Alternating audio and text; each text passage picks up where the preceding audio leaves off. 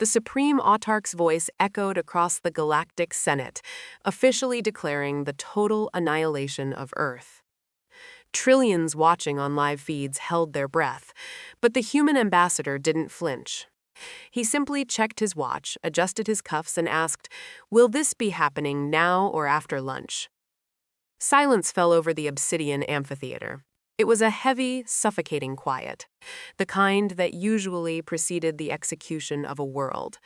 High above the diplomatic floor, standing at a podium carved from the skull of a conquered Leviathan, Supreme Autarch Vraxos glared down at the gathered species. He was a terrifying figure, clad in ceremonial armor that hummed with kinetic energy, his 4 ocular implants glowing with a dull, menacing crimson. For 3 standard centuries, the Korvalic Hegemony had been the undisputed apex predator of the Orion Spur. They did not negotiate. They dictated, and today they were dictating the end of humanity. "Your expansion is a plague." Vraxos's voice boomed, amplified by the acoustic dampeners until it rattled the ribs of every being in the chamber. "Your blatant disregard for the Treaty of Oak Haven, your illegal colonization of the border world systems, and your sheer, unmitigated arrogance have forced our hand. The hegemony does not tolerate insolence. Therefore, by the power vested in the High Council, a state of total war is hereby declared against the Terran Alliance. Your fleets will be dismantled, your colonies will be burned, your homeworld will be reduced to a mining concession." Vraxos paused, leaning forward over the podium. He lived for this moment. The moment the color drained from the faces of lesser species. The moment the begging began. He waited for the human delegation to collapse into hysterics, to drop to their knees and plead for a servitude treaty. At the center of the pit, seated at a remarkably plain durasteel desk, was Ambassador Richard Sterling. Richard was 62 years old, a former logistics officer turned career diplomat.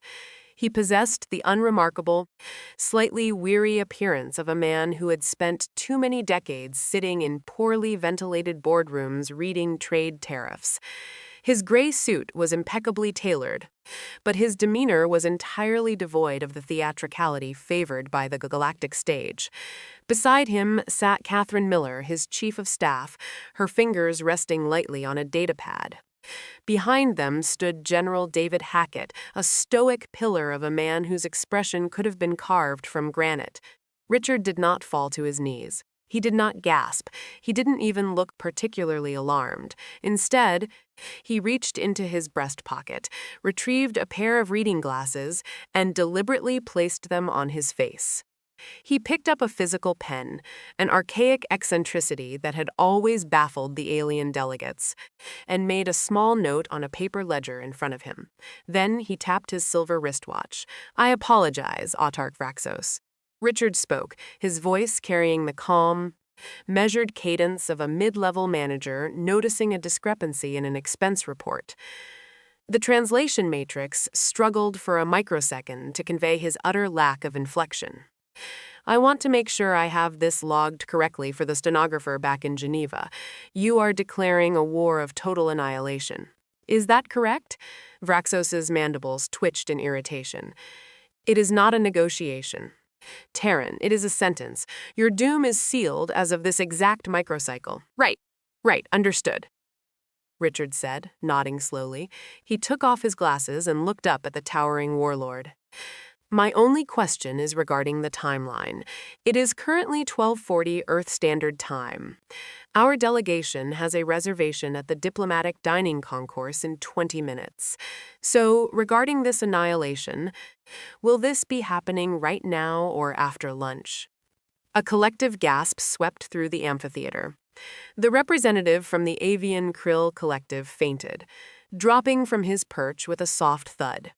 Even the heavily armored Korvalic Royal Guards, trained to remain entirely motionless, subtly shifted their grips on their plasma halberds in sheer bewilderment. Vraxos stared.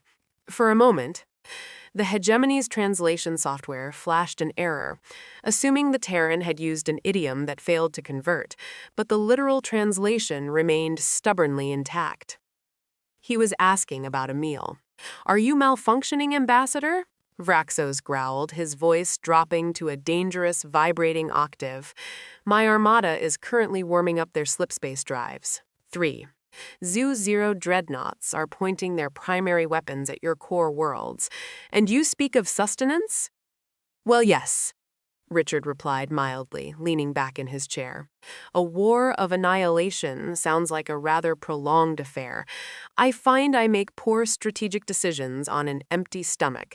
Furthermore, Article 14, Section 8 of the Intergalactic Diplomatic Charter, which you drafted, I might add, clearly states that any formal declaration of hostility must be followed by a 2-hour recess to allow diplomats to contact their respective commands before host-taking protocols are initiated, unless, of course, the hegemony intends to violate its own sacred laws in front of the entire assembly. Richard gestured vaguely to the thousands of cameras broadcasting the proceedings to 1 trillion sentient beings across the galaxy. Vraxos felt the eyes of the galaxy upon him. To attack now, in violation of the sacred traditions of the Citadel, would make him look like a savage, lawless butcher rather than a righteous conqueror. The humans were cornered rats, trying to buy an extra hour of life. Let them have it. It would only make their despair sweeter. You have your 2 hours, Terran. Vraxos spat, the acoustic amplifiers whining with feedback. Eat your final meal. Say your farewells to your families. When the grand clock strikes the 14th hour, the Obsidian Hall will be sealed. You will be taken as prisoners of war, and the burning of Earth will commence. Excellent. Thank you, Autarch, Richard said cheerfully. He stood up, buttoned his suit jacket, and picked up his briefcase. He turned to his delegation. Come along, Catherine David. I hear the dining concourse is doing a passable imitation of a Niçoise salad today. Without looking back at the supreme ruler of the galaxy, the human ambassador walked out of the hall, his polished leather shoes clicking rhythmically against the obsidian floor. The doors of the human delegation's secure suite hissed shut, instantly engaging 3 inches of lead lining and a localized quantum jamming field. The moment the lock clicked, the facade evaporated. Richard dropped his briefcase, the cheerful demeanor vanishing like smoke. His shoulders tensed, and his eyes sharpened into chips of flint. Sweep the room, he barked. General Hackett was already in motion, pulling a palm-sized scanner from his uniform and walking the perimeter of the room. Catherine Miller threw herself into the high-backed chair at the central console, her fingers flying across the holographic interface. Comm lines are severed, Catherine reported, her voice tight but strictly professional. The Korvalic jammed all outbound slipspace transmissions the moment Vraxos took the podium. We are entirely cut off from Earth. The Citadel network is running a closed loop. Bug sweep is negative. Hackett confirmed, holstering the device. He turned to Richard, his jaw set. You cut that incredibly close, Richard. Vraxos looked about 3 seconds away from vaporizing us on the floor. Vraxos is a narcissist, Richard replied, moving to a small, wet bar in the corner and pouring himself a glass of lukewarm water. Narcissists care about their audience. He couldn't kill us without looking like he was breaking the rules on live television. We needed this 2-hour window. Croft, talk to me. From the shadows of the suite's adjoining communications closet stepped Simon Croft. He was humanity's lead intelligence operative on the Citadel, a man who technically didn't exist on any official roster. He looked pale, dark circles bruising the skin under his eyes from 3 days of chemical stimulants. The intelligence was accurate, Ambassador, Simon said, sliding a data chip across the table. I managed to slice into the Citadel's traffic control network right before the lockdown. The Korvalic 1st, 3rd, and 7th fleets aren't at their border stations. They mobilized 48 hours ago. Target? Hackett asked, leaning over the table. They aren't heading for Earth, Simon said, tapping the console. A holographic star chart materialized, glowing softly in the dim room. They bypassed the Sol system entirely. They're converging on the Proxima shipyards, our primary manufacturing hub. Vraxos doesn't want to just bomb Earth, he wants to our ability to rebuild. If Proxima falls, we lose 70% of our defensive fleet capacity. Catherine looked up, her face pale. If they mobilized 48 hours ago and they've jammed our comms, Earth Command doesn't know. The hegemony is going to drop out of slip space right on top of Proxima in less than an hour, and our defenses won't be ready. They won't be ready because they aren't there, Hackett corrected grimly. Earth Command moved the home fleet to defend the Mars colony based on the false intelligence the hegemony fed us last week. Proxima is sitting completely exposed. Vraxos played us. A heavy silence filled the secure suite. The reality of the situation crashed down upon them. It wasn't just a declaration of war, it was an execution that was already in progress. In an hour, the human race would be effectively castrated, their shipyards burning, their fleets out of position, and their diplomatic leadership taken hostage. Richard stared at the holographic map. His expression was unreadable. He slowly drank his water, set the glass down, and let out a long, slow breath. "No," Richard said quietly. "Vraxos thinks he played us." He looked at Catherine. "Catherine, run the decryption key on the Blackwood file." Catherine blinked in surprise. "Sir, the Blackwood Protocol? But that requires a direct order from the Global Defense Council. We don't have authorization. I am the highest-ranking representative of the Terran Alliance currently in a combat zone, which makes me the acting theater commander." Richard stated, his voice carrying an iron authority that brooked no argument. "Run the decryption, Catherine." Swallowing hard, Catherine inputted a heavily encrypted sequence of codes into the terminal. The screen flashed red, requiring a retinal scan, a vocal print, and a biometric key from both Richard and Hackett. When the process was complete, a single, unassuming file opened on the screen. Simon leaned forward, his eyes widening as he read the data scrolling across the display. "Good God," he whispered. "For the last 6 months," Richard began, pacing slowly around the table, Earth Command recognized that war with the hegemony was inevitable. Vraxos has been expanding too aggressively, but we cannot beat them in a straight fight. They have us outnumbered 10-1. So, we had to ensure that when the war started, they fought us exactly where we wanted them to. Hackett looked at the ambassador, a slow realization dawning on his face. The false intelligence about the Mars colony attack. We didn't just fall for it, we let them think we fell for it. Exactly. Richard nodded. We made a great show of moving the home fleet to Mars. Huge sensor signatures, massive logistics trains. We wanted Vraxos to believe Proxima was entirely unguarded. We wanted him to send his 3 best fleets there to strike the killing blow. But Proxima is unguarded, Catherine argued, pointing at the map. There are only 3 orbital defense platforms and a handful of frigates in that sector. On the surface, yes. Richard smiled thinly. But beneath the gas giant's cloud cover, tethered directly to the planet's magnetic field to hide their energy signatures, sits the entire Terran First Fleet, including the newly commissioned Archangel-class dreadnoughts. The room went dead silent. "We didn't just build ships," Richard continued softly. "We built an anvil, and Vraxos just swung his hammer directly onto it. The Korvalic fleets are going to drop out of slip space, expecting to butcher civilians and bomb empty shipyards. Instead, they are going to drop right into a localized gravity snare, surrounded by 3, Zuzan human warships equipped with armor-piercing kinetic drivers." Simon let out a breath that was half laugh, half shock. "It's a slaughter. It's an ambush on a galactic scale." "But the timing?" Hackett interjected, his military mind racing. "How did Command know exactly when Vraxos would strike?" "They didn't," Richard said, pulling his chair out and finally sitting down. He checked his watch again. "I did. Vraxos is obsessed with theatrics. He wouldn't launch a sneak attack without bragging about it in front of the Senate first.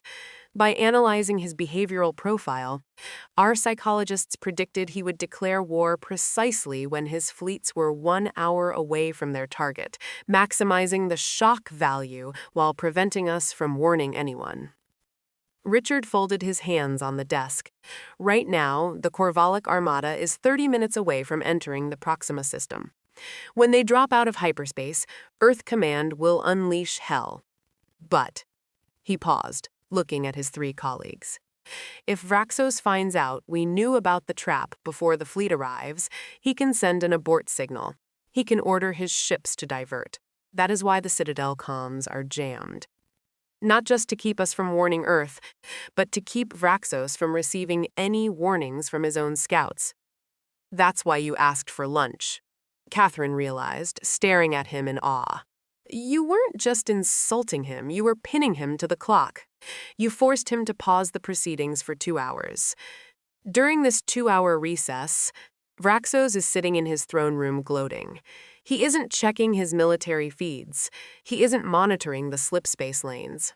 He thinks the game is paused. Exactly. Richard said, a cold, ruthless light in his eyes. We don't need to fight our way out of here. We just need to wait. In 45 minutes, the pride of the Korvalic Empire is going to be turned into drifting slag. And 10 minutes after that, we are going to walk back into that Senate chamber. He reached out and picked up a silver fork from the room service tray that had been pre-delivered to the suite. He inspected it casually. Now, Ambassador Sterling said softly, "Who's hungry?" Time became a physical weight inside the secured suite, pressing down on the chests of the 4 humans. The analog clock on the wall ticked with agonizing slowness. General David Hackett stood by the reinforced door, his posture rigid, his eyes fixed on the locking mechanism. Catherine Miller pushed a plate of half-eaten Niçoise salad away, her appetite entirely vanished. Only Ambassador Richard Sterling seemed unbothered, meticulously dabbing his lips with a linen napkin before taking a sip of his coffee. 40 minutes, Simon Croft announced from the communications console, his voice a tight whisper. The holographic star chart hovering above the desk had shifted from a static display to a live, pulsing feed. He had managed to bypass the Citadel's firewall, tapping directly into the deep space telemetry buoys arrayed around the Proxima system. Are the sensor buoys fully masked? Hackett asked, not looking away from the door. Encrypted and ghosted, Simon confirmed. The Korvalic sensors will read them as background cosmic radiation, but we're getting a clear picture of the gas giant. The Terran First Fleet is holding position beneath the hydrogen clouds. Richard stood and walked over to the projection. The massive blue orb of Proxima's primary gas giant dominated the display. Beneath the swirling atmospheric bands, thousands of tiny green icons sat in absolute silence. It was a masterpiece of military engineering. The fleet was running on auxiliary battery power, utilizing the gas giant's immense magnetic field to shield their reactor emissions. Who has tactical command on the ground? Richard asked. Admiral Jonathan Walker. Catherine read from the decrypted dossier. He's commanding from the bridge of the Trafalgar, one of the new dreadnoughts. She paused, her eyes scanning the technical readouts. Sir, the sheer volume of ordnance they've stockpiled, they aren't just using standard railguns. The logistics logs show massive shipments of tungsten penetrators and the new Northrop Grumman localized gravity tethers. Richard permitted himself a grim, fleeting smile. The integration of legacy defense contractors into the intergalactic age had been a crucial step for humanity. While alien species relied on elegant, energy-intensive plasma arrays, human engineering still trusted the brute force reliability of mass acceleration. A Raytheon-designed targeting matrix could track a target moving at near light speed and calculate the exact trajectory for a solid slab of depleted uranium to intercept it. Vraxos commands fleets that fight like duelists, Hackett murmured, stepping up beside Richard. They trade shields, they maneuver, they wait for an opening. Walker is going to hit them with a sledgehammer in a dark alley. Suddenly, the ambient lighting in the suite flickered. A heavy metallic thud resonated against the outer airlock. Catherine jumped in her seat. Simon instinctively reached for the pistol holstered beneath his jacket. Ambassador Sterling. A digitally synthesized guttural voice crackled through the suite's intercom. "This is Subcommander Kale of the Obsidian Guard. The Autarch grows weary of waiting. The 2-hour recess is a courtesy, not an absolute. Unseal this door immediately. The Senate reconvenes now." Richard checked his watch. 1 hour and 45 minutes. He's early. The attack on Proxima is happening right now. He wants us on the floor before the battle concludes. "If we don't open the door, they'll burn through it," Hackett warned, drawing his own sidearm. "It'll take them 10 minutes to cut through the lead lining, but they will do it." Richard leaned toward the intercom panel. He did not press the button right away. He took a deep breath, composed his features into a mask of mild irritation, and activated the comms. Subcommander Richard projected his voice with the practiced annoyance of a man being disturbed at a country club. "I am currently finishing a rather delicate cup of Earl Grey. Furthermore, my legal counsel informs me that interrupting a sanctioned diplomatic recess under the Treaty of Oakhaven constitutes a Class Alpha violation of the Citadel Accord. Does the Autarch wish to be formally sanctioned by the Arbitration Committee before he has even fired a shot?" Silence hummed over the intercom. Richard knew he was bluffing with an empty hand. The Arbitration Committee wouldn't dare sanction Vraxos, but the Korvalic military hierarchy was notoriously rigid, obsessed with protocols and the appearance of legality. "You have 15 standard minutes, Terran," Subcommander Kale finally spat back. "When the cycle concludes, we will breach the door and drag you to the podium by your hair." The intercom clicked off. "Simon." Richard turned sharply. "Status." Simon's hands flew across the holographic terminal. "Slip space rupture detected in the Proxima sector. Massive energy spikes. It's them. The Korvalic 1st, 3rd, and 7th fleets are dropping into real space." The hologram shifted, zooming in on the space above the gas giant. A tear in the fabric of space-time flared with blinding violet light. Out of the rupture poured the Korvalic Armada. 3,000 warships, sleek and black, their hulls bristling with plasma batteries. They moved in perfect, arrogant formation, driving straight toward the seemingly defenseless planetary shipyards. "They're not deploying scouts," Hackett observed, his military discipline barely containing his awe. "They're dropping right into low orbit. They think it's a milk run." "Wait for it," Richard whispered, his eyes locked on the display. On the hologram, the Korvalic Vanguard crossed the invisible threshold of Proxima's inner gravity well. "Gravity tethers activating," Simon reported, his voice shaking with adrenaline. Suddenly, the space around the alien Armada violently warped. The Northrop Grumman gravity snares tethered to the dense core of the gas giant snapped shut. It was like a steel cable catching the leg of a running horse. The lead Korvalic dreadnoughts were violently ripped from their vectors. Inertial dampeners failed under the sudden impossible strain. Several lighter cruisers simply snapped in half, their superstructures buckling under the artificial gravity shear. Panic rippled through the alien formation. They broke ranks, trying to pull away from the invisible riptide, their engines burning white-hot. "They're disorganized," Hackett said, gripping the edge of the table. "Their shields are fluctuating from the gravity's shear. Hit them now, Walker. Hit them now." As if hearing the general across light years of space, the swirling clouds of the gas giant parted. Thousands of green icons surged upward from the atmosphere. The Terran First Fleet didn't bother with elegant maneuvers or warning shots. The moment they cleared the cloud cover, 3,000 railguns fired in unison. The sensor feed couldn't process the visual of the kinetic slugs, but it registered the impacts. Solid tungsten penetrators moving at a fraction of light speed slammed into the unshielded bellies of the Korvalic warships. Plasma armor, designed to dissipate thermal energy, shattered like glass under sheer kinetic force. "Direct hits across the board," Catherine gasped, reading the telemetry. "The Korvalic flagship, the Blood of Vraxos. Its main reactor just detonated. It's gone." The flagship is gone. For the next 10 minutes, the four humans stood in total silence, watching the annihilation of the greatest military force the galaxy had ever seen. The ambush was perfectly executed. The alien fleet, trapped in the gravity well, tightly packed and unable to maneuver, was systematically dismantled by the relentless barrage of human artillery. It was a slaughter. By the time the analog clock on the wall clicked to the final minute of their 2-hour recess, the space above Proxima was a graveyard of twisted, burning metal.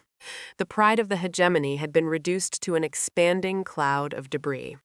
Simon slumped back in his chair, wiping sweat from his forehead. They're gone. 3 fleets. 200,000 Korvalic soldiers erased. Richard straightened his tie and adjusted his cuffs. He picked up his briefcase, the metallic click loud in the quiet room.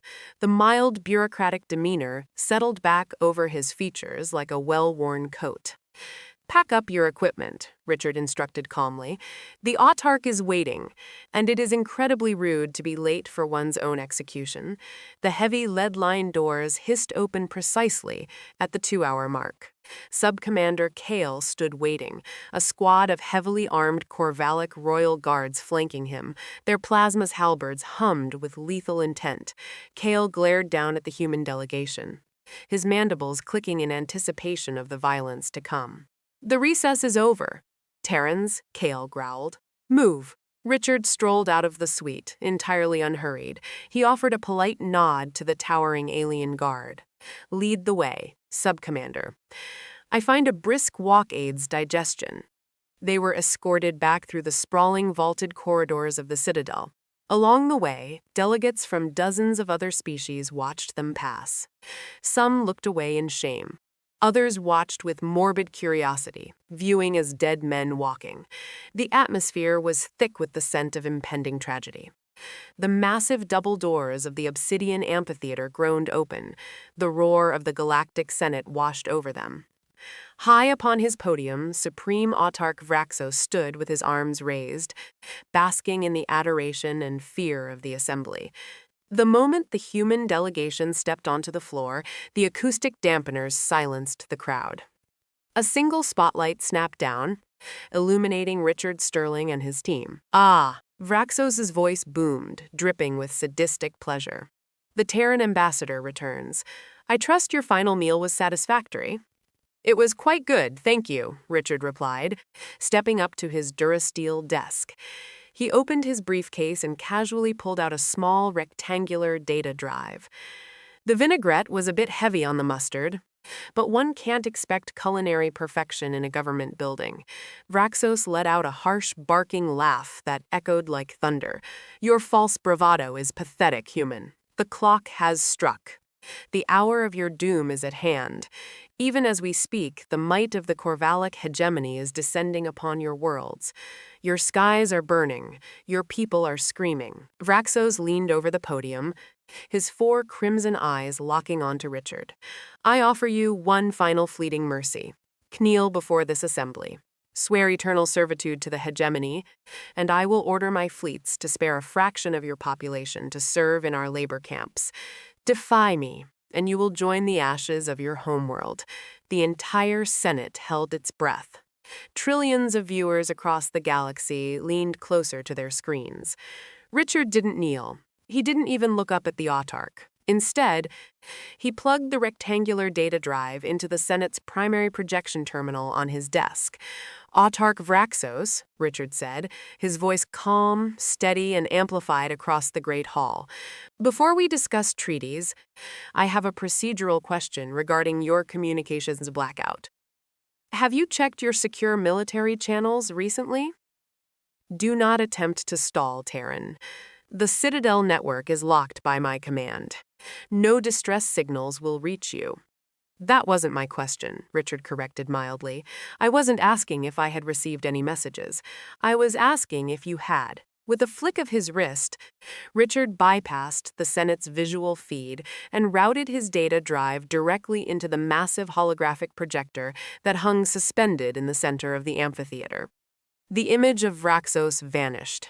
In its place, A colossal high-definition recording flared to life. It was the telemetry feed from Proxima. The Senate gasped as the image of the Korvalic Armada, dropping out of slipspace, appeared above them. They watched, confused at first, as the magnificent black dreadnoughts suddenly lurched and buckled under the invisible weight of the gravity snares. "What trickery is this?" Vraxos roared, his hands slamming down on his podium. "Turn off that projector. This is not a trick, Autarch." Richard spoke over the rising murmurs of the crowd. "This is a live delay feed from the Proxima system, recorded exactly 45 minutes ago. On the projection, the clouds of the gas giant parted. The Terran First Fleet rose like avenging angels. The Senate erupted in a cacophony of shrieks and shouts as the human railguns fired. They watched in absolute horror as the invincible Korvalic fleet, the bedrock of the hegemony's power, was shredded into scrap metal in real time. The detonation of the blood of Vraxos lit up the amphitheater with a blinding spectral light. High on his podium, Vraxos froze. The color drained from his armored face, his jaw slackened. That is impossible." Vraxos stammered, his booming voice suddenly sounding very small and hollow. "My fleets, they were striking an unguarded shipyard." "You struck an anvil, Vraxos," Richard said, his tone dropping its mild facade, turning cold and razor-sharp. "You moved your pieces exactly where we wanted them. You fell for a feint designed by human tacticians, executed with human engineering, and powered by your own blinding arrogance." Richard tapped his keyboard. The holographic projection shifted from the battlefield to a rolling spreadsheet. 3,000 warships destroyed, Richard read aloud, his voice echoing like a judge reading a sentence. 200 Zuzos and casualties. The entirety of your 1st, 3rd, and 7th fleets neutralized. The Korvalic Hegemony has just lost 70% of its offensive military capability in less than an hour. Chaos consumed the obsidian amphitheater. Delegates were screaming, pointing at the human delegation, pointing at the shattered Autarch. The myth of Korvalic invincibility had been publicly, brutally executed on live television. "Lies," Vraxos shrieked, spittle flying from his mandibles. He frantically pounded the communications console on his podium. "Lift the jamming field! Connect me to Fleet Command! Connect me now!" The quantum jamming field dropped. Instantly, the Citadel's main audio system shrieked as thousands of backlog, automated distress signals from the Proxima system flooded the network. The automated, desperate voices of dying Korvalic ship minds echoed through the hall, begging for reinforcements that would never come. The proof was undeniable. Vraxos slowly collapsed back into his grand throne, his eyes wide with a terror he had never known. The Supreme Predator had suddenly realized he had walked into a slaughterhouse. Down on the floor, Richard Sterling calmly closed his briefcase. He looked up at the ruined Autarch.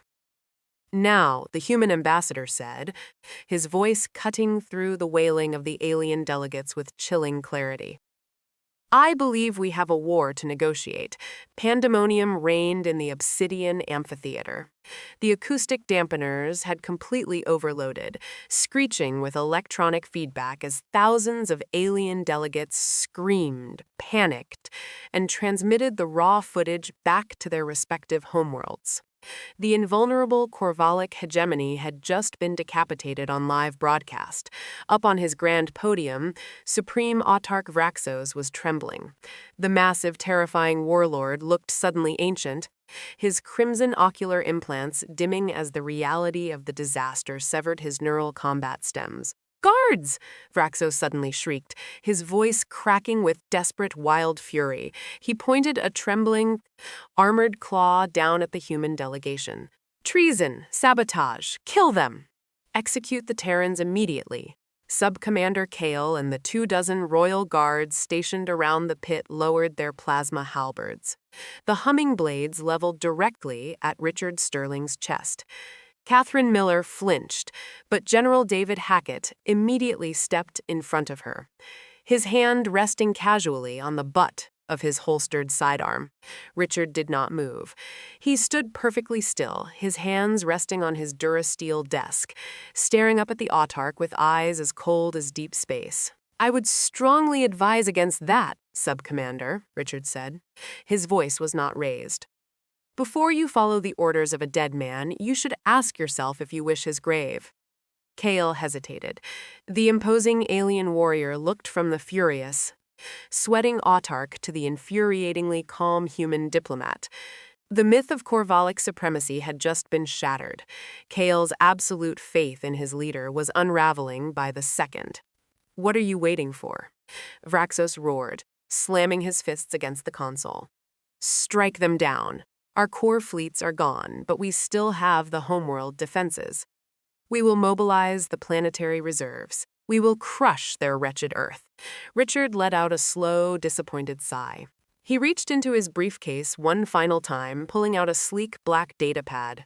"Autarch, your inability to grasp multi-theater strategy is precisely why your empire is ending today," Richard said, tapping the screen. "Did you really think the Terran First Fleet at Proxima was our only operational asset? You spent so much time tracking our military buildup, but you failed to monitor our corporate sector." Richard tossed the datapad onto the desk, projecting a new holographic image into the center of the room. It was not a recording this time. It was a live, encrypted transmission. The image resolved to show a massive, rust-red planet hanging in the void of space. It was Korval Prime, the crown jewel of the hegemony, the impenetrable fortress world. But it was no longer impenetrable. "While you were busy staring at the Proxima system," Richard continued, his voice echoing through the silent, terrified Senate, "Earth Command partnered with Lockheed Martin and Boeing's experimental propulsion divisions. The fleet you thought we sent to Mars wasn't a feint to draw you out. It was a staging ground for the new Alcubierre drive carriers." The hologram zoomed in. Orbiting directly above the Korvalic capital city, hovering ominously beyond the reach of the planetary defense cannons, was a fleet of 500 massive human warships. At the center of the formation was a supercarrier, its hull proudly bearing the name USS Oppenheimer. "Admiral Thomas Montgomery of the Terran Second Fleet sends his regards," Richard stated, smoothing his tie. "They dropped out of fold space 10 minutes ago. They've already locked onto your primary power grids, your orbital defense matrix, and the High Council's residential palace. The localized quantum payload they carry is capable of cracking your planet's mantle." Vraxos staggered backward, his knees buckling under the weight of his ceremonial armor. He collapsed onto his throne, the fight completely draining out of him. He was outmaneuvered, outgunned, and entirely defeated. "You wouldn't," Vraxos whispered, the translation matrix barely picking up the sound. "The Treaty of Oakhaven, the Citadel Accords, orbital bombardment of a capital world is a war crime." "The Treaty of Oakhaven," Richard countered sharply, "which you publicly voided exactly 2 hours and 15 minutes ago, when you declared a war of total annihilation against my species." Richard picked up his physical pen and tapped it against his paper ledger. The sound echoed like a judge's gavel. "However, humanity is not in the business of genocide," Richard said softly. "We prefer stable markets and secure borders. We will not fire on Korval Prime, provided you accept our terms." "Terms?" Vraxos rasped, his pride utterly broken. "Unconditional surrender of all Korvalic forces," Richard dictated, reading from his ledger. "The immediate dissolution of the hegemony's imperial mandate, the liberation of all subjugated worlds within your borders, and most importantly, the transfer of your orbital shipyards to the Terran Alliance as reparations." The Senate chamber was dead silent. The undisputed masters of the galaxy were being stripped of everything they owned by a man in a gray suit. "And if I refuse?" Vraxos asked bitterly. "Then Admiral Montgomery will test the Oppenheimer's main weapon on your palace, and I will negotiate these exact same terms with whoever is left alive to dig through the rubble," Richard replied without a shred of hesitation. "The choice is yours, Autarch, but I strongly suggest you hurry." Richard checked his silver wristwatch, a gesture that now struck absolute terror into the hearts of every alien present. "It is currently 3:15 Earth Standard Time," the ambassador said smoothly, "and I have a tea time at the Geneva Diplomatic Golf Course in 4 days that I absolutely refuse to miss. Sign the treaty, Vraxos." Defeated, humiliated, and utterly broken, Supreme Autarch Vraxos slowly reached for his terminal. With a trembling hand, he inputted his biometric signature, broadcasting the unconditional surrender of the Korvalic Hegemony across the galaxy. Subcommander Kale quietly powered down his plasma halberd and took a step back, bowing his head in submission to the humans. The age of the hegemony was over. The era of humanity had begun. Richard Sterling nodded approvingly. He closed his ledger, capped his pen, and snapped his briefcase shut. "Excellent," Richard said, turning to his stunned chief of staff. "Come along, Catherine. Let's go home. I think we've had quite enough excitement for one afternoon. The human ambassador's calculated brilliance proved that true power isn't just about plasma cannons and dreadnoughts. It's about patience, strategy, and knowing exactly when to check your watch. If you loved this HFY sci-fi drama, hit that like button, share it with your fellow sci-fi fans, and subscribe to our channel for more epic tales of humanity outsmarting the galaxy.